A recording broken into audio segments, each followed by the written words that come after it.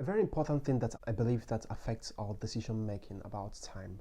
First of all, our thinking about time and our decision making about time. It's also how we understand, because I've talked about how our understanding of the circadian rhythm, which is biological, and our consciousness of death, which is psychological, affects our concept of time. So, two things affect our concept of time.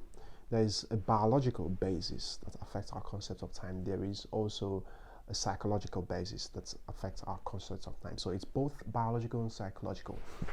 And this goes back to what I talk about in my book, The Journey to 1%, that the self evolves from two systems. The first system is the biological system, which deals with our bodies and the cells that come up and the ancestral memories that make up our bodies, the DNA and the gene. And then the second is the psychological self, which is the manifestation of the sophisticated nature of the biological self.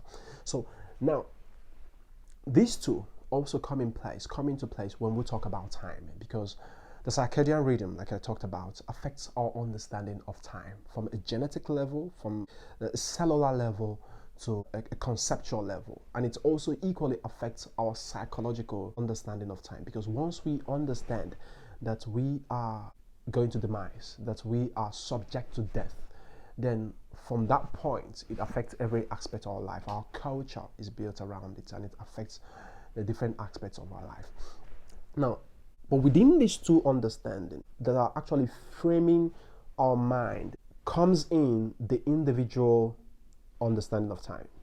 And here I'm talking about how the way you understand time is different from the way I understand time. Now, it is true that these two shape the way we understand, the both of us, how we understand time. These two realities, that's the psychology and the biology, affects the way we think about time. But at the same time, it is quite different for each individual based on whether our temperaments, our personal psychological traits, or our knowledge, of how the world works. So these things can also come into place in shaping our understanding of time. So how does it actually happen? Now, for some people, when it comes to making decisions in business or their life careers, they think of time in decades, and this affects how they make decisions. For some others, they think about time in centuries. But what actually affects these two different ways, people who think about time from a career perspective of decades, and those who think about time from a legacy perspective of centuries, is actually their vision.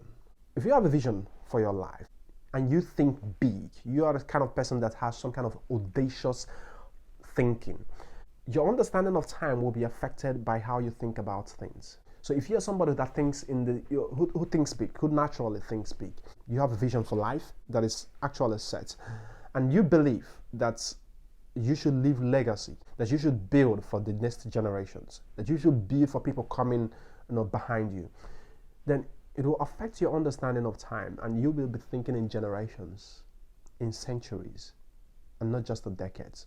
Of course, you'll be making plans for decades, in the next 5 years, in the next 10 years, in the next 20 years, 30 years, all of that.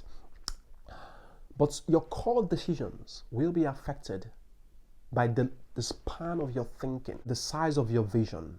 Your core decisions will be affected by the size of your vision. So if you believe that you're supposed to build something, build a legacy that will last for the next for the next generation, then you'll be thinking in hundreds, in centuries. But if you are too egocentric, and then if your mind is small and you just think about you and your immediate environment, and then maybe of course your immediate family, it will affect your understanding of time, and you will be thinking about time in decades, in 5 years, in 10 years. Some people even think about time in 1 year. So I think that the level of one's intelligence, which affects the way they set their vision in life, affects how they think about time. And of course, this then goes ahead to affect the decision making. So for people who think about time in relation to their vision, which is tied to the legacy that they want to leave behind, they invest in projects that last for centuries. So a good example is what is happening with Bitcoin and cryptocurrency. The advent of cryptocurrency came with a lot of promise as to how it will change the financial system in the world. And Bitcoin, has showed, to a large extent, has showed a lot of promise of how it could change our understanding of money and actually how we deal with it. So in the short term, people go to the cryptocurrency markets and they trade coins, just in the same way people go to foreign exchange and trade. So when you enter the cryptocurrency market, there are two kinds of people. The first kind of people is people who are thinking in generations, whose vision have forced them to think in generations. And so you see this kind of people, these are the kind of people that come into the market and they buy Bitcoin and they leave it there. So they're not interested in the volatility of the markets or how the prices are rising and going down. They're not interested in that. So they can afford to buy. Some of them, these people bought Bitcoin as way back as 2010, as way back as 2012, and they left it there. So when Bitcoin rose to $34,000, they left it there. When it rose to $4,000, they left it there. When it came down, they still left it there. Other people, the second kind of people are people who trade for the short term, people who think in the short term. So because these people, their concepts of time is hampered by the understanding of the world and by a small mind that doesn't have a vision that spans across a very long period. So their vision has constrained their mind to think in short term.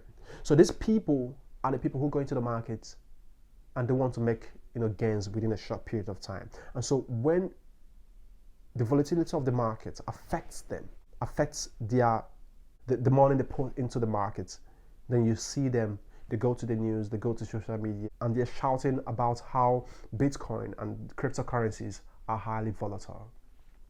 So the question now becomes, is cryptocurrency highly volatile? Is it a volatile currency? Is it a volatile digital asset? So your answer to that question rests solely on how you think about time. Yes, it rests solely on how you think about time. So if you have a very long-term view of time, then when you put the projections of the market on a logarithm and you stretch it across time, then you would say that the cryptocurrency market is not volatile, by the way. But if you're the kind of person that thinks about time from a short-term view, and you don't think in generations, you don't think from the perspective of the legacies that you want to leave behind, you'll be talking about the volatility of the market. And of course, for you, the cryptocurrency market is highly volatile. This is how, using the analogy of the cryptocurrency market, you can wrap your head around thinking about time, how it affects decision making, and how it can actually affect your life.